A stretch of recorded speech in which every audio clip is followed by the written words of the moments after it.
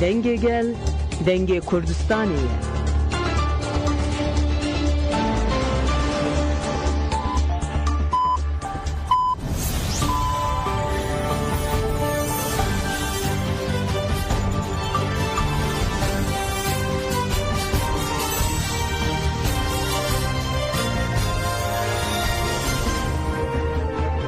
جناویدان و چهان رادیو دنگ گلدن باشکودارین هجه رو 24 مجدار 2025 دوشنبه بروکسل ساعت 14 لامد 16 امنو چند نوا روزه پیشکش بکن دم آزادی ری برا پویا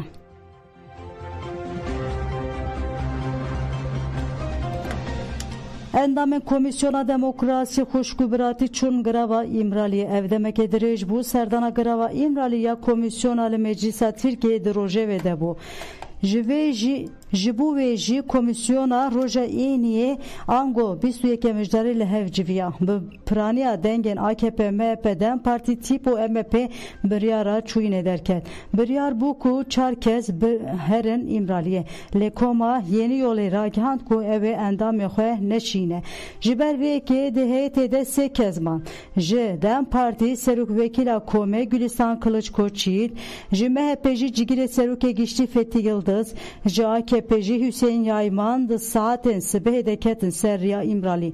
Cigire seruke gişti Fethi Yıldız beriya bere xwebide İmraliye li ser hesaba xoya medya dijital ev peyamda. Xwedê tu me bike sebeba xêrê û astengiya xirabiyê ji holê rake çend mijarên ku ve rêbera li ser rawastin evin. Sedemên derketina PKK, İttifaka Türk û Kurdan, hewdanên aştiyê, pêşniyarên çareseriyê û ji bo serkeftina pêvajiyê çêkirina qanunan ve tevahya vê hevdîtinê bê qeydkirin û pêşkêşî serokê meclisê Numan Kurtulmuş werekirin.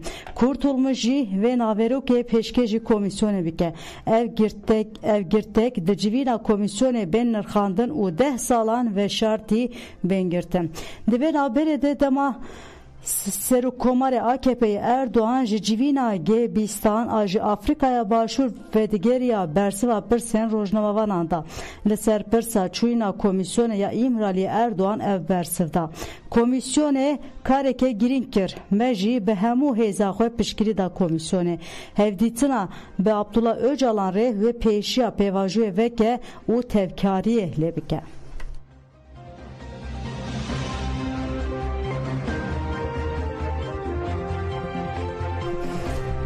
Profesör Rus Supens Kut Serukapo berpirsiyariya xwe bi cîhanê dora Ankara'ya.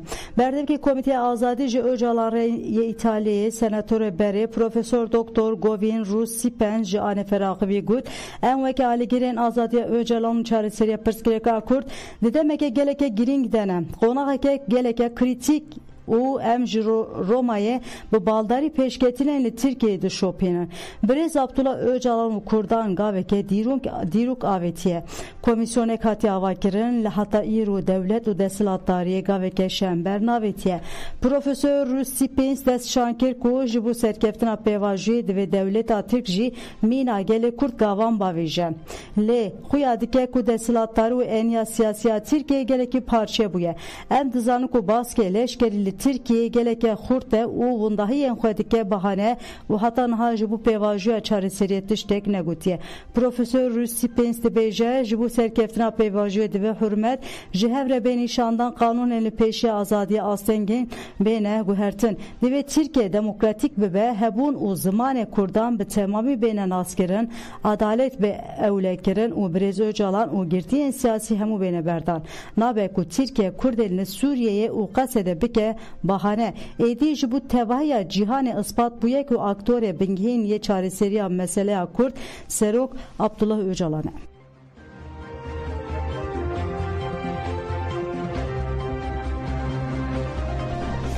Şehidên Kurdistanê bi girseytên Bîranên şehîd Cesur Gündüz bi nasnava Nurhak Zagros di 13 tabaxa 2020 de li Herêma Garê şehîd bûbû.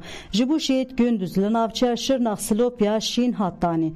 Leşker û polîsên Tirk destûr nedan ku Şîn li gundê girev rêyê were danî. Ji bo wê jî malbata şehîd Şîna xwe li mala xwe danî.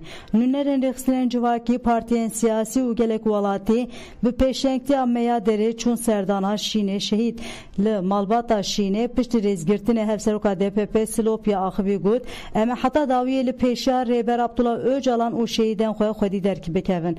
Em ê têkoşîn mezintir bikin. Bavê şehîd Cesur Servet Gündüz jî spasiya gel kir û got kurê min şehîdê hemû Kurdistanê ye. Serdana Girsî piştî kirina duayan bi dawî bû.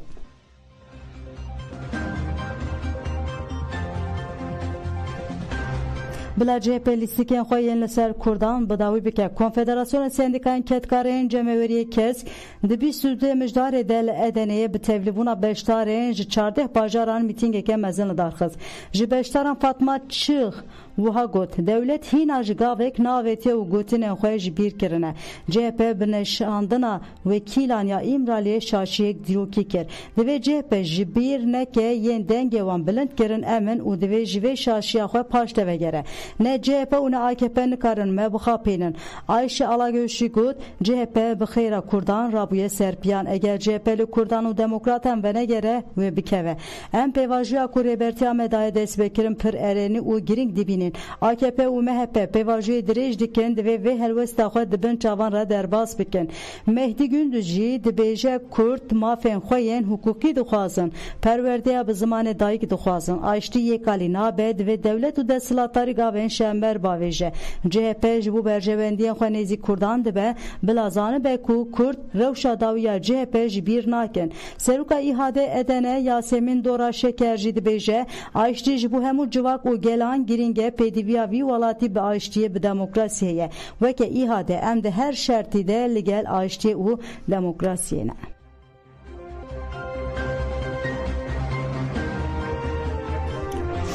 Dilan Kunt Ayan got çareseri bi gavên wêrek bêkane. Parlamenterê Dem Partiyê Dilan Kunt Ayan derbarê pêvajiya çareseriyê de ji Anêfer Axivî got biryara komisyona ya çûyîna girava İmraliyê giring e. Dibe herkes biryarê weke îradeyeke siyasiya mezin bibîne. Dilan Kunt Ayan destşan kir ku çareseriya pirsgirêkê bi gavên wêrek bêkane.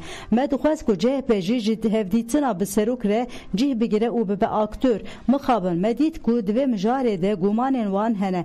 Dilan Kun Ayan herî dawî dibêje ji bo çareseriyeke mayîn de pêwîst e hemû partî di komisyonê de rola aktif bigire ser xwe. Bi çûyîna giravê re jî divê êdî gavên şember bên avêtin serrastkirinên qanûnî bêne kirin.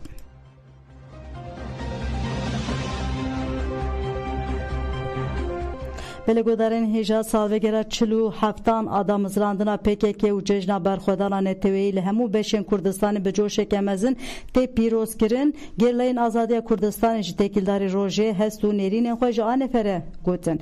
Gerîla Beritan Zagros, gerîla Axîn Çiya û gerîla Zerya Rênas gotin piştî damizrandina PKK li Kurdistanê berxwedaneke pêhampa dest pê kir ku 48 salin bênaber dewam dike.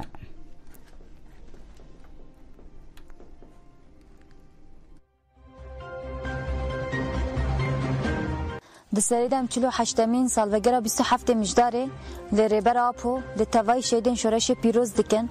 27 mijdarê 48 sal ku bi berxwedaniyekî bêhempa em di roja îro de jî dikarin vêya pênase bikin û bînin ser ziman ji ber rêbera Apo ji bêderfetiyan derfet ava kir, ji miriniyê jiyan ava kir, ji bênasnamebûnê nasname ava kir.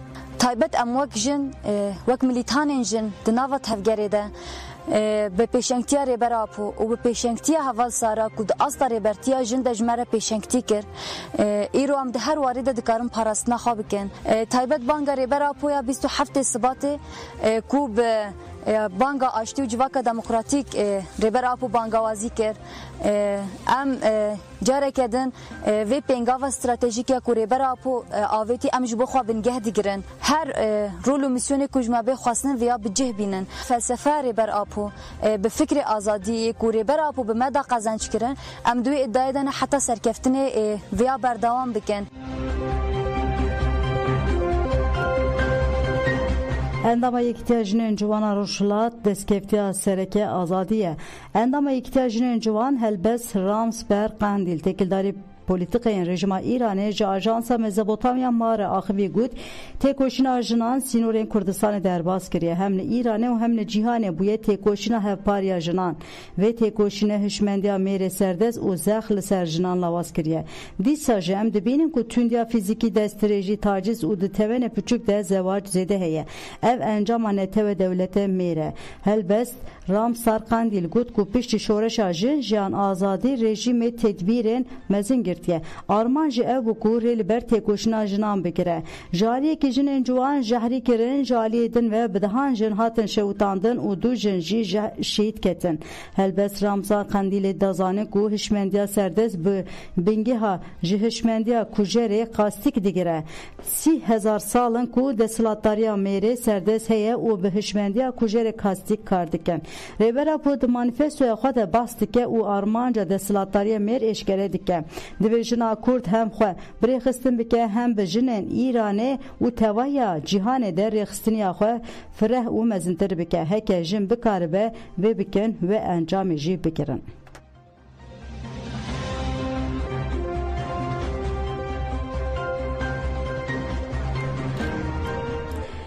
Aktivsa mafya Mirovan ya Belûç Feriba Barshansi got jin jiyan azadî bû qîrîna hevpar.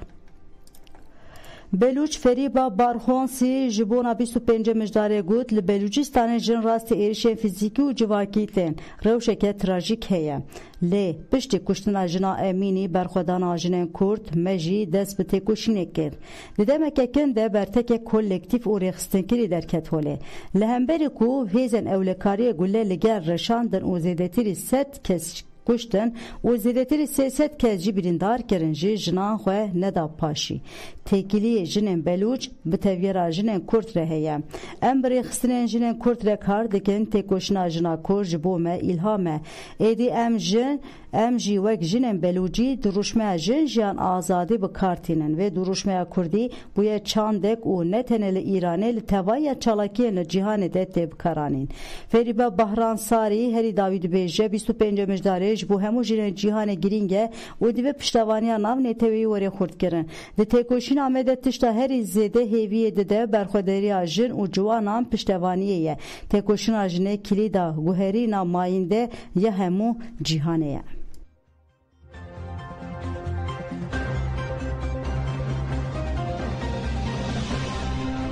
Li Şengalê Festîvala Virginia Ciwanan tê li darxistin Yekîtiya Ciwanan Êzdîxanê ji bo 27 mijdarê roja berxwedana neteweyî û ji bo bîranina şehîd Vejin jiyan 26 mijdarê de li komelgeha Xanesorê Festîvala Ciwanan li dar dixe.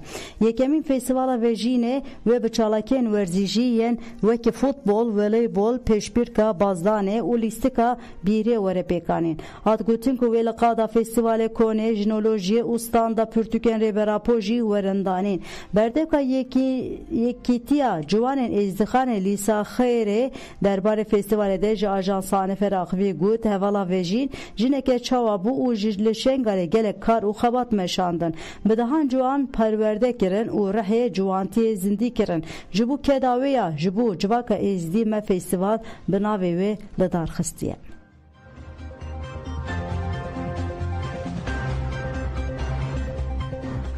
Li dijî talankirina daran a li Dorşînê şîtlên dara hatin çandin. Rêxistinên ekolojî û civaka sivîl bi pêşengtiya Platforma Saziyên Demokratîk li dijî qirkirina daran ya li Dorşînê darên berû û bihîvan çandin. Endamê Meclisa Ekolojiya Amedê Mehdîn Aslan diyar kir ku li herêma Dorşînê hes û gez tên çêkirin û got li vir dar têne jêkirin xweza tê talankirin ev nayê qebûl kirin. Hevşaredarê Pasûrê Murat İpek jî got xwezaya me ji bo hin kirina rand û li Dorşînê talanê dikin. Dorşîn cihekî dîrokiye û em weke şêniyên herêmê vê talanê qebûl nakin. Berdevkê keskeya Amedê Deniz Yursever jî got desthilatdarî xweza li Bakurê Kurdistanê teva talan dike. Ji ber talana xwezayê gelek ajal dimirin. Aştî tenê ji bo mirovan çênabe divê ji bo xwezayê jî aştî çêbibe. Çalêkvanan herî dawî şitlên darên berûyê û bihîvan çandin.